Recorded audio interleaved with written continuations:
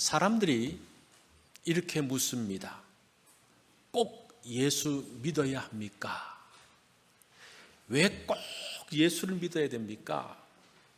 예수 안 믿고 살아도 아무런 문제가 없는데 꼭 예수 믿으라고 하는 이유가 뭡니까? 이때 뭐라고 답변해야 할까요? 잘못된 지식과 믿음을 가지고 있어도 당장 사는 데는 사실은 아무런 문제가 없습니다. 그런데 문제가 생길 날이 옵니다. 오래전부터 사람들은 지구가 평평하다는 지구 평면설을 믿었습니다. 그렇게 알고 있다고 사는데 아무런 문제가 없어요. 그렇죠? 옛날에는 천동설이라고 태양이, 지구는 가만히 있고 태양이 움직이고 달이 움직인다라고 생각을 했습니다. 그거 잘못 알고 있다고 사는데 지장이 있습니까? 아무런 지장이 없어요. 문제는 언제부터 문제가 생기는 거 아니? 콜럼버스가 배를 타고 먼 거리를 항해해서 다른 대륙으로 가려고 할 때에 이런 잘못된 지식이 문제가 생깁니다. 지구 평면설을 믿으면요, 먼 바다로 갈 수가 없습니다. 그럼 다른 대륙을 만날 수가 없습니다. 우리가 지금은 우주선을 쏴서 달나라도 가고 뭐 또 더 멀리도 우주까지 가는데 천동설을 믿으면요, 우주선을 쏠 수가 없어요. 자, 보세요. 잘못된 지식과 믿음을 가지고 사는 데는 별 문제가 없지만 다른 세계로 나가는 데는 잘못된 지식과 믿음이 문제가 된다라는 겁니다.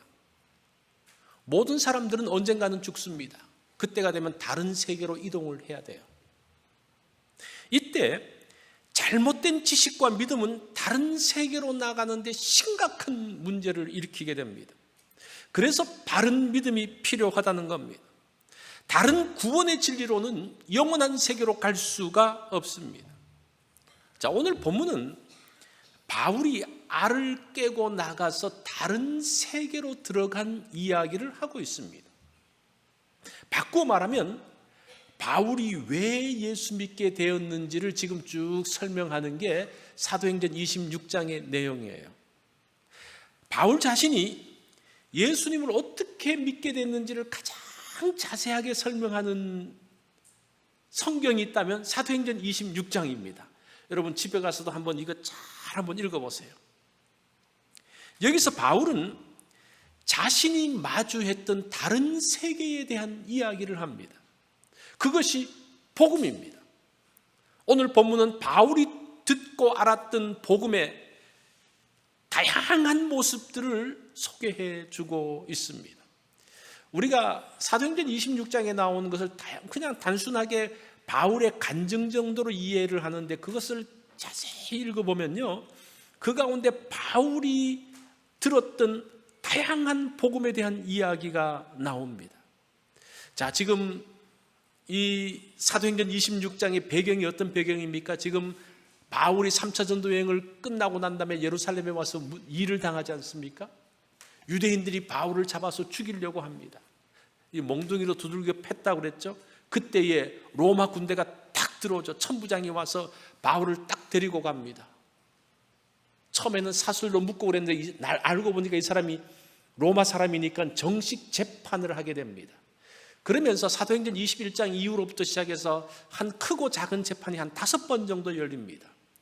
그런데 오늘 재판은 아그리빠 왕 앞에서 재판을 받게 되어지는 그런 상황입니다. 그런데 바울이 이 아그리빠 왕 앞에서 지금 복음을 전하고 있습니다. 바울이 무슨 복음을 전했지? 이제 그건 이제 아그리빠 왕이 하는 말을 보면 알 수가 있어요. 28절에 보면 아그리빠가 바울에게 이르되 네가 적은 말로 나를 권하여 그리스도인이 되게 하려고 하는구나. 이게 벌써 전도받았다는 거죠. 그죠? 아그리빠가 앉아있으면서 재판장으로 앉아있으면서 지금 죄수가 말하는 말을 들으면서 야 이거 전도받으면서 예수 믿을까 말까 아마 그런 고민들을 했는 모양이에요. 너 더 이상 그러지 마. 이 말을 들어보니까 아그리빠가 전도받은 것 같습니다. 자, 우리가 오늘 본문을 보려고 하면 이 아그리빠가 누군지 조금 알 필요가 있어요. 그러면 도움이 됩니다. 아그리빠 2세는 헤롯 가문의 마지막 왕입니다. 헤롯 대제로부터 시작해서 많은 헤롯들이 나오죠. 헤롯 왕가의 마지막 왕이 헤롯 아그리빠 2세입니다. 이 사람은 어릴 적부터 로마에서 자랐습니다. 왕족들 사이에서 자랐습니다. 왕족들 사이에서 자라니까요, 거기에서 그 친구들이 많이 황제가 됩니다. 주변에서 여러 사람들이 황제가 되어지는데 칼리굴라라는 사람하고 글라우디오스라는 두 친구가 있는데 이 중에서 헤롯 아그리빠는 글라디오스를 지지합니다. 근데 누가 황제가 되는 거 아니? 칼리굴라가 황제가 되는 거예요. 자, 그때부터 이제 이 아그리빠가 이제 숨죽이면서 사는 거예요. 그런데 시간이 지나니까 4년 만에 이 칼리굴라가 죽었네요. 그 다음에 황제가 된 사람이 누군가 하니 클라우디우스예요. 자기가 지지했던 그 친구가 황제가 되는 거예요. 그러면서 상황이 180도로 바뀌어집니다. 그렇게 되고 난 다음에 황제가 이 아그리빠 2세를 팔레스타인 그 지방 그 전체를 다스릴 수 있는 권한을 줍니다. 분봉왕으로 세우게 됩니다. 그리고 그 다음에 이어서 나온 네로가 또 이 아그리빠의 친구예요. 그러니까 이 사람은 분봉왕으로 와 있지만 실세입니다. 실세. 황제하고 통하는 사람이에요. 그래서 로마 총독인 베스도가 아그리빠를 불러서 바울의 재판에 참여하고 재판장에 설 수 있게 했던 이유가 있는 거예요. 이 사람이 앞으로 이 내 재판의 그 결과가 황제에게 보고되어지면 어떻게 될까? 어떤 그런 염려 가운데서 누구를 세우는 거예요? 그 가장 측근인 아그리빠를 딱 세워가지고 재판을 하게 하는 겁니다. 자, 이런 아그리빠 왕 앞에서 바울이 말합니다. 2절을 보니까요, 아그리빠 왕이요, 유대인이 고발하는 모든 일을 오늘 당신 앞에서 변명하게 된 것을 다행히 여기나이다. 특히 당신은 유대인의 모든 풍속과 문제를 아심이니이다. 여기서 다행입니다라는 말은 이 무슨 말인가 하니 조금 더 설명을 하면, 다른 사람이었으면 내가 말하는 것이 좀 이해하기가 힘들었는데 아그리빠 왕 당신이어서 다행입니다라는 그 바울의 말이에요. 왜 그러냐? 3절에 나와요. 당신은 유대인의 풍습과 문제의 최고의 전문가이십니다. 이 아그리빠 왕이 사실은 이 유대인과 에돔 사람이 섞인 사람이에요. 그러다 보니까 이 사람이 유대 풍습에 대해서도 또 유대의 율법이라든지 그런 것에 대해서도 아주 잘 알고 있거든요. 그러니까 바울이 지금 겪었던 문제가 율법과 그 모든 복잡한 문제들을 설명했을 때에 로마 총독들은 이해하지 못했는데 이 아그리빠는 정확하게 이해할 것이라고 말하면서 이제 아그리빠에게 그런 말을 하고 있습니다. 그러면서 아그리빠 재판장 앞에서 바울은 어떻게 예수를 믿게 되어졌는지를 처음부터 끝까지 자세하게 설명을 합니다. 그 자세한 설명이 복음의 내용이에요. 자, 바울이 자신이 어떻게 예수님을 만나게 되어졌는지를 아그리빠 앞에서 자세하게 말하게 된 것이 우리에게도 축복이에요. 왜냐하면 바울이 어떻게 해서 예수 믿었는지를 알게 되니까요. 바울이 도대체 어떤 복음을 들었는지를 알게 되어지니까요. 자, 오늘 우리는 바울이 들었던 복음이 오늘 본문에서 한 3가지로 나오더라고요. 자, 이 복음을 보면 우리가 자세하게 이해할 수가 있습니다. 이 복음은 하나님이 조상에게 약속하신 것이라고 말합니다. 6절을 한번 볼까요? 우리 다 같이 한번 읽어볼까요? 시작. 이제 여기 서서 신문 받는 것은 하나님이 우리 조상에게 약속하신 것을 바라는 까닭이니. 복음은 우리 조상에게 약속하신 거라는 겁니다. 이 조상은 누굽니까? 아브라함이죠. 하나님께서 아브라함에게 어떤 약속을 해요? 2가지 약속을 합니다. 하나는 땅의 약속과 두 번째는 씨에 대한 약속이에요. 씨와 땅에 대한 약속을 하십니다. 특별히 씨에 대한 약속, 이 씨라는 것은 앞으로 있을 아브라함의 후손들 이스라엘 백성들을 이야기합니다.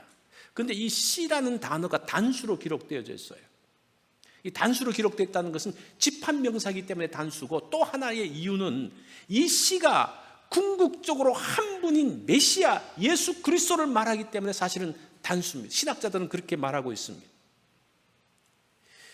7절에 보면 아그리빠 왕이요, 이 소망으로 말미암아 내가 유대인들에게 고소당하고 있습니다.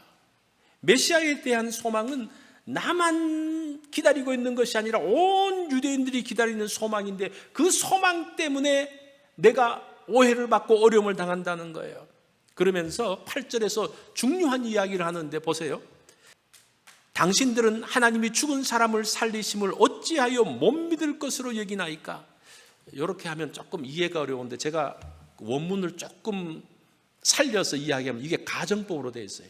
이 말이 무슨 말입니까? 아니, 만약에 하나님이 죽은 자를 살리시면 왜 당신들은 예수가 다시 살아나는 것을 믿지 못합니까? 그런 말이에요.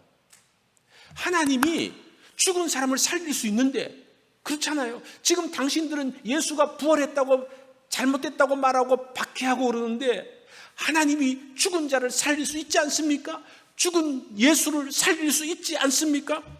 부활하신 그 예수가 메시아라는 말을 지금 하고 있는 거예요. 그 메시아에 대한 약속은 어떤 약속입니까?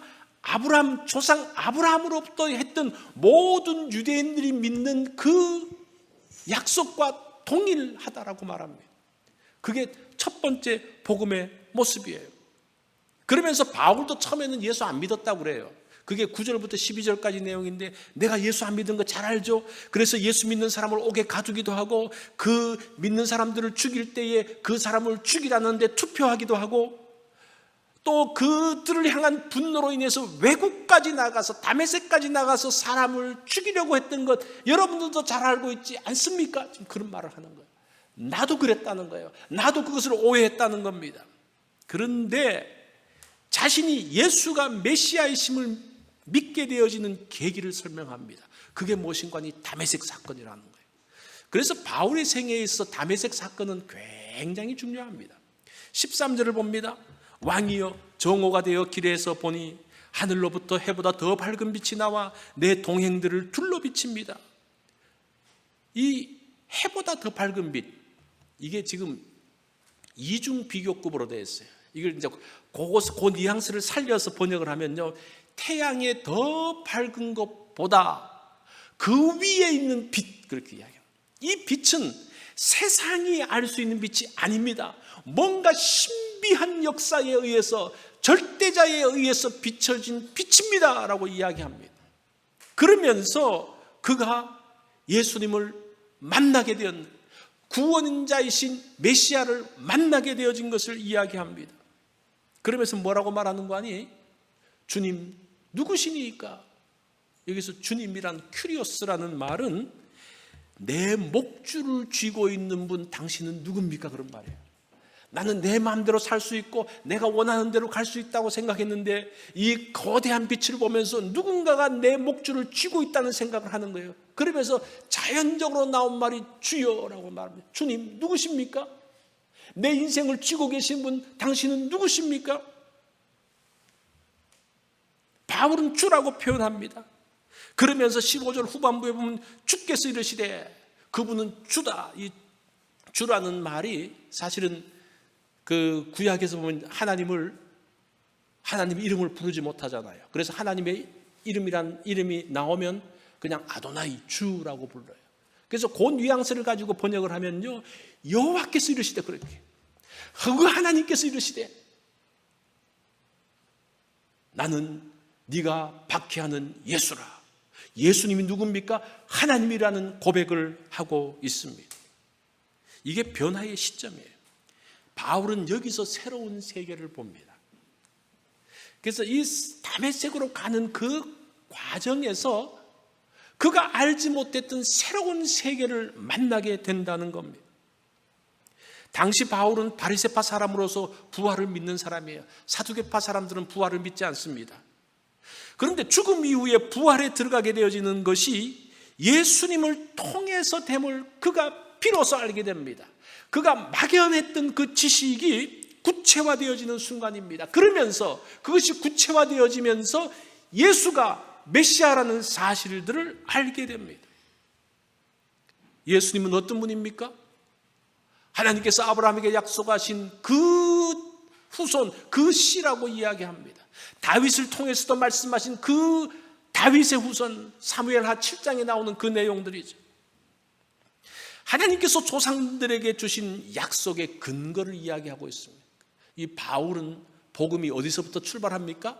지금 아브라함에게서부터 출발하고 있는 것들을 볼 수가 있습니다. 자, 그러면서 두 번째 바울이 또 들었던 복음은 하늘에서 보이신 것이라고 말합니다. 하늘 계시라고 말하죠. 그러면서 아그리빠에게 말합니다. 아그리빠 왕이요, 그러므로 하늘에서 보이신 것을 내가 거스르지 아니하고 먼저 다메섹과 예루살렘에 있는 사람과 유다 온 땅과 이방인에게까지 회개하고, 자, 하늘 계시를 보고 난 다음에 그가 돌이키는 거예요. 돌이키는데 돌이키는 터닝 포인트가 뭡니까? 회개예요. 그가 회개했다고 말합니다. 회개는 돌아서는 거죠. 이전에 가던 곳에서 돌아서서 이쪽으로 가는 것을 이야기하는 겁니다. 이전 세계관에서 다른 세계관으로 가는 것을 이야기합니다. 그게 회개예요. 그러면서 회개하면 죄사함 받고 하나님 기업에 참여하게 되죠. 그게 양자대물 이야기합니다. 이제 상속받는 사람으로 되어진 것을 말합니다. 복음은 세상의 것이 아니죠. 다른 세상인 하늘의 것입니다. 그래서 이 복음을 듣는다는 것은 다른 세상을 만나는 거예요. 우리가 그 복음에 대해서 그냥 단순하게 생각하는데, 복음은요, 다른 세계를 만나는 겁니다. 우리가 알지 못했던 다른 세계를 만나는 겁니다. 이 땅의 세계가 아니라 하늘 세계를 만나는 것입니다. 이게 복음이라고 바울은 지금 말하고 있습니다. 그러면서 세 번째로, 이 복음이라는 것은 무엇인가? 이 선지자들과 모세가 되리라고 한 일이라는 거예요. 복음은 신약에서 시작됐다고 생각하는데 그렇지 않습니다. 구약에서부터 계속적으로 흘러내려옵니다. 모세와 선지자들이 말했다고 말하면, 이 선지자는 도대체 누군가? 23절을 볼까요? 곧 그리스도가 고난을 받으실 것과, 자, 여기서 그리스도가 고난을 받으실 것과 그러면 예수님이 고난을 받는다고 생각하는데, 이것을 사실은 메시아가 이렇게 번역을 해야 돼요. 그래야지 이사야 50장 이후에 거기에 나오는 이사야의 말씀이 드러나는 거예요. 자, 제가 한번 그 뉘앙스를 가지고 한번 읽어보면, 곧 메시아가 고난을 받으실 것과 죽은 자 가운데서 먼저 다시 살아나사 이스라엘과 이방인들에게 빛을 전하시리라 함이니이다. 자, 여기서 말하는 것은 고난받는 종입니다. 도대체 이사야가 말하고 있는 고난받는 종은 누구인가? 그 당시 사람들은 유대인들이 율법을 지키면서 의롭게 사는 이스라엘을 고난받는 종이라고 생각해서, 특별히 이사야서를 읽었던 바벨론 포로로가 있는 사람, 그 사람들이 포로지에서 고난당하고 힘들게 있는데 그 가운데서 율법의 말씀을 지키면서 경건하게 사는 사람들이 고난받는 종이라고 그 당시 유대인들은 생각을 했어요. 그러면서 이 사람들은, 유대인들은 메시아가 고난받는다는 것은 이해하지 못하는 거예요. 아니, 메시아가 어떻게 고난을 받아? 이 메시아는 그 모든 그 악한 세력들을 무찌르고 우리를 구원하실 분인데 어떻게 고난을 받아? 이해가 안 되는 거예요. 그래서 마카비의 전쟁 가운데서, 중간기 시대에 그런 마카비 전쟁 가운데서 마카비가 이스라엘을 구원하기 시작하니까, 야, 저 사람이 메시아가 아닌가? 이런 생각을 하는 거예요. 그러니까 뭔가 힘 있는 사람을 메시아로 생각하는 거예요. 예수님 시대에 그 로마 사람들에 의해서 어려움당했는데 예수님이 갑자기 나타나서 기적들을 행하고 뭔가를 하니까, 야, 저분이, 저 힘 있는 분이 메시아가 아닌가? 이런 생각을 하는 거예요. 그런데 바울은 고난받는 종이 메시아라는 사실을 아는 거예요. 이게 완전히 다르죠, 그죠? 고난받는 종이 메시아, 백성들의 죄를 위해서 고난받으시고 죄를 구속하시는 그 예수 그리스도, 그분이 메시아라는 생각을 했습니다. 그리고 죽으셨을 뿐 아니라 다시 살아나신 분으로 생각을 합니다. 그래서 복음이 예수 그리스도의 죽으심과 부활이에요. 이것은 이사야서의 고난받는 종과 연결됩니다. 자, 제가 바울이 들은 복음 세 가지를 제가 좀 간단하게 설명했어요. 조금 어려울 수도 있는데 여러분들이 이러한 내용들이 바울이 들었던 복음의 내용이구나라는 것들을 알 필요가 있습니다. 그러면 이 복음은 어떤 역할들을 하는가? 복음은 이론이 아니죠. 복음은 이 책 속에 있는 것이 아니에요. 책 속에 묻혀 있고 닫으면 닫혀지는 것이 아닙니다. 살아서 역사하는 힘이 있습니다. 그래서 바울에게 주신 사명이 있어요. 16절에 보면 그 다메섹 그 사건을 지나면서 아나니아를 통해서 주신 사명이 있죠. 일어나 너의 발로 서라. 내가 내게 나타난 것은 곧 네가 나를 본 일과 장차 내가 내게 나타난 일로 너로 종과 증인을 삼으려 함이라. 이 두 가지를 이야기해요. 네가 나를 본 일을 증언해라. 다메섹에서 자기가 변화된 것을 증언하라는 것, 첫 번째. 두 번째는 앞으로 너를 통해서 나타나게 될 구원의 일을 전하라고 말합니다. 그 구원의 일이 17절과 18절이에요. 우리 같이 한번 읽어볼까요? 시작. 이스라엘과 이방인들에게서 내가 너를 구원하여 그들에게 보내어 그 눈을 뜨게 하여 어둠에서 빛으로 사탄의 권세에서 하나님께로 돌아오게 하고 그들의 눈을 뜨게 하고, 이게 다른 세계를 보게 하는 거예요. 지금 복음을 받아서 새롭게 되어진 사람이 해야 될 일이 뭐라는 겁니까? 눈을 뜨게 하는 겁니다. 새로운 세계를 보여주게 하는 겁니다. 우리가 전도하고 복음 전하는 것이 뭡니까? 다른 세계를 알려주는 거예요. 예수 믿으세요? 예수 믿으면 좋아요. 뭐 교회 한번 나와보세요. 그런 차원이 아니라 그 사람에게 새로운 세계를 만나게 해주는 것입니다. 그래서 어둠에서 빛으로 사탄의 권세에서 하나님께 돌아오게 하는 겁니다. 근데 여기서 어둠이 무엇이냐가 중요합니다. 어둠이 뭔가? 어둠을 하나의 세력으로 생각하는 사람이 있습니다. 어둠의 세력이 있다. 이건 사실은 이원론적인 신관입니다. 그 이원론적인 신관을 갖고 있는 사람, 그 선교사님들이 와서 이야기하는 거 보면 이원론적인 신관을 단적으로 이렇게 이야기해요. 빛의 신이 있는가 하면 어둠의 신이 있다는 거예요. 빛의 신이 어둠의 신을 이기면 일들이 잘 된다는 거예요. 근데 어둠의 신이 힘을 얻으면 모든 것들이 힘들어지고 문제가 생긴다는 거예요. 그래서 계속 이 둘 사이에서 싸움이 벌어지는 겁니다. 그래서 기도할 때 뭘 기도하는 겁니까? 빛의 신이 이기도록 이 사람들이 기도하고 응원하는 거예요. 이게 이상하지 않습니까? 기도를 도대체 누구한테 하는 거예요? 빛의 신과 어둠의 신이 있는데 빛의 신이 이기도록 기도한다는 건 도대체 누구한테 기도하는 거예요? 이게 말 자체가 안 되는 거예요. 성경은 뭐라고 말하는 거 아니? 어둠은 실체가 아니고 현상이라고 이야기합니다. 자, 이 현상이라는 말이 무슨 말인 거 아니? 어둠이라는 것은 실체가 없다는 거예요. 어둠의 권세가 없다는 겁니다. 어둠은 무엇인가 하니 빛이 사라지면 나타나는 현상일 뿐이라는 겁니다. 지금 여기에 불을 다 끄면요 어두워집니다. 왜 어두워져요? 어둠의 세력이 와서 어두워지는 게 아니라 빛이 없어지니까 어두워지는 현상이라는 거예요. 이것을 기억을 해야 됩니다. 어떤 밝은 곳에 갑자기 어둠의 권세가 싹 와가지고 그냥 깜깜하게 만드는 게 아니라는 거예요. 영화에서는 뭐 그렇게 표현하는데, 근데 그거는 가짜죠, 그죠? 그 어떤 흐물흐물한 세력들이 와가지고 빛을 찍어 누르는 그게 아니에요. 빛이 없음으로써 어둠이 온다라는 겁니다. 그래서 어둠에서 빛으로 나간다라는 말은 어떤 어둠의 세력에서 건져낸다라는 것 개념보다는 그 예수 그리스도가 없는 상태가 어둠이기 때문에 그들에게 빛이신 예수 그리스도를 소개할 때에 이들이 빛 가운데로 들어가는 것을 이야기하고 있습니다. 그런데 이 어둠의 현상들은 믿는 사람들에게도 나타나게 돼요. 하나님의 부재를 느낄 때에, 예수 그리스도로부터 함께 동행하지 못할 때에 느낍니다. 그 대표적인 고백이 마더 테레사의 그 고백입니다. 이분은 인도에서 사역을 하면서 기쁨이 넘치는 분이었지만 그 내면은 어둠으로 인해서 힘들어한 적이 있습니다. 그래서 그 가까이 지내는 신부님께 이런 편지를 하잖아요. 어둠은 너무나 심해서 저는 마음으로도 이성으로도 아무것도 보지 못합니다. 제 영혼에 하나님이 계셔야 할 자리는 비어 있습니다. 제 안에는 하나님이 안 계십니다. 간절한 바람과 고통이 너무나 클 때면 저는 하나님을 간절히 바라고 또 바랄 뿐이지만 하나님은 저를 원하지 않는 것 같습니다. 하나님은 그곳에 계시지 않습니다.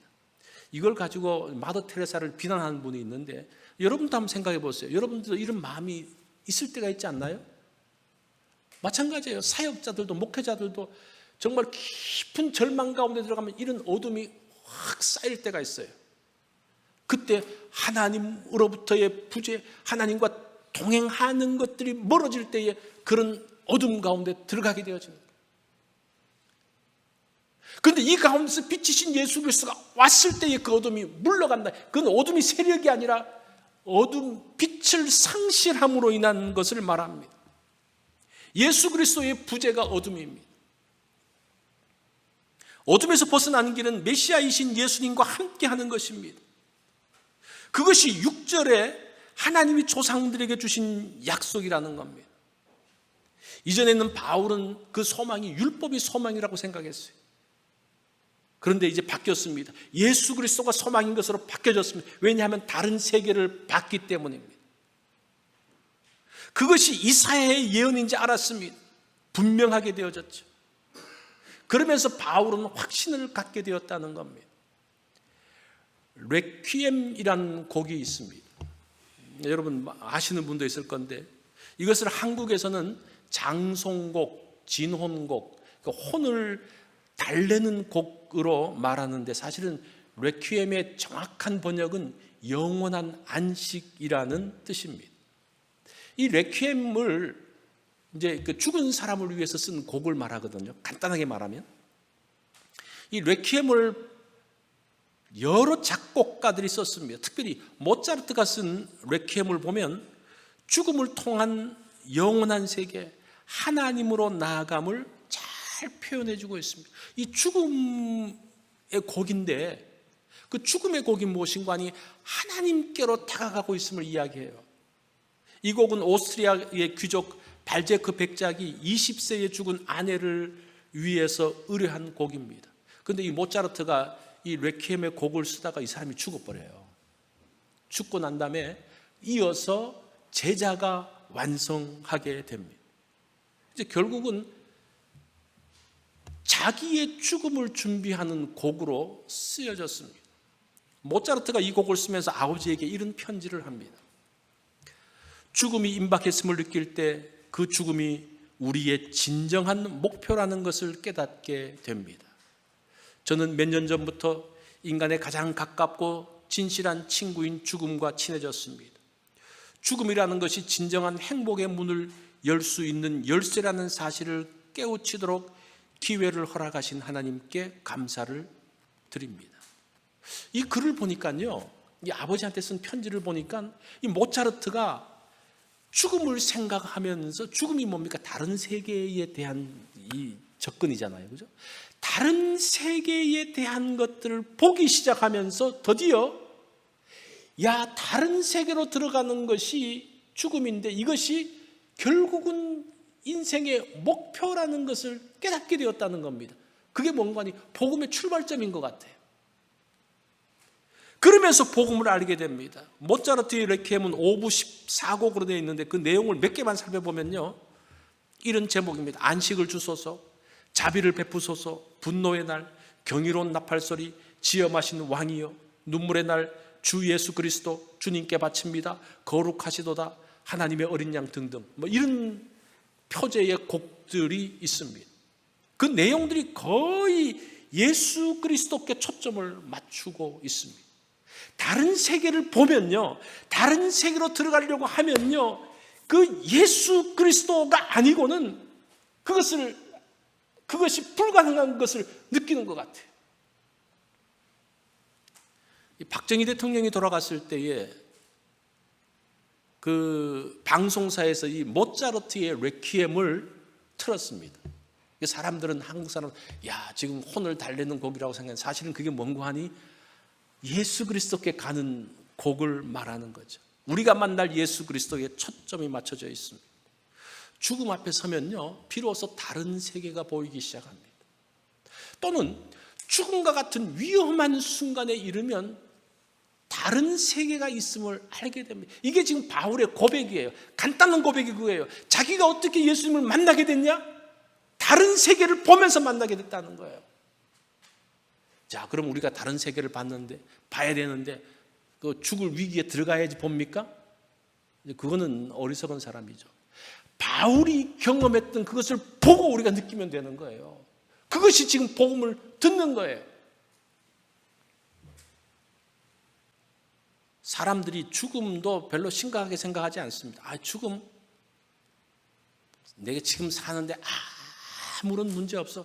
그거 죽음이라는 거 있는 건 알지만 그것 때문에 뭐 내 삶이 달라질 게 뭐가 있어? 그건 아직 죽음을 알지 못하는 사람이죠. 그죠? 물론 그래요. 아무런 지장이 없어요. 그런데 그렇다고 그것을 무관심하게 내버려두면 그 죽음 앞에 대면했을 때에 문제가 생긴다는 거예요. 왜 우리가 믿음을 가져야 됩니까? 왜 우리가 복음을 드려야 되는 겁니까? 우리가 알지 못하는 그 사이에 이제 그 순간에, 마지막 순간에 만나게 될 다른 세계 하나님과의 만남 앞에서 그것을 위해서 우리가 복음을 들어야 된다는 겁니다.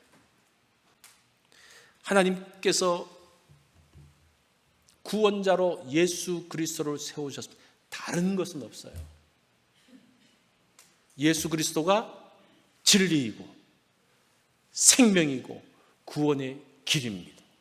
이게 바울이 경험했던 것이고 이것이 우리가 알고 있는 예수 그리스도 복음의 내용입니다. 다 같이